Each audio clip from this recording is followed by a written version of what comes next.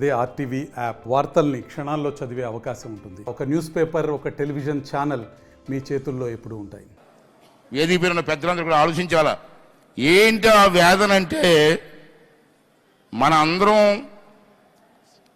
సంరక్షకులైన Lok Sabha speaker గారి సమక్షంలో నా బాధను వ్యక్తం చేయవలసిన అవసరం ఉంది. అందుకే నేను మనసు విప్పి మాట్లాడుతాను. ఈరోజు ఇందాక చెప్పాను, చిరుద్యోగులు సైతం నో వర్క్ నో పే అన్న స్లోగన్ మీద వెళ్తున్నాం. కానీ మేము ఎమ్మెల్యేలకి అది వర్తించదా?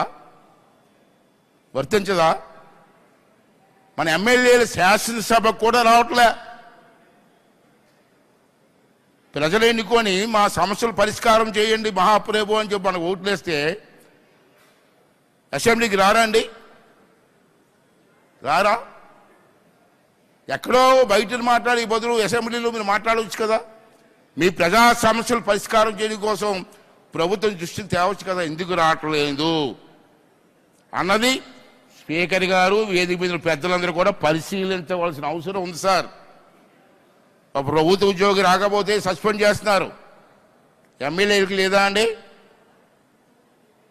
అంచేత ఎమ్మెల్యేలు సభకు రాకపోతే ఏం చెయ్యాలన్నది స్పీకర్ గారు సరైన చర్య తీసుకోవాల్సిన అవసరం ఉంది. It's main important point. అంటే నేనేమంటానంటే స్పీకర్ గారు కూడా ఆలోచించాలి, పెద్దలు పురంధేశ్వరి గారికి కూడా ఆలోచించవలసినటువంటి అవసరం ఉందని చెప్పి మనం చేస్తాను. అదేవిధంగా నియమ నిబంధనలు ఉన్నా లేకపోయినా మనం ప్రభుత్వ ఉద్యోగుల కంటే ఉన్న ప్రణామాలతో నడుచుకోవాలి. దురదృష్టవశాత్తు మన ప్రజాస్వామ్యంలో ఉన్న విలువల ఆదర్శాలు పాటించడంలో విఫలం అవుతున్నారు. తెలుగులో న్యూస్ కి ఫాస్టెస్ట్ యాప్ ఇప్పుడు టోటల్లీ న్యూ అవతార్లో జస్ట్ 5 సెకండ్స్ లో కంప్లీట్ న్యూస్.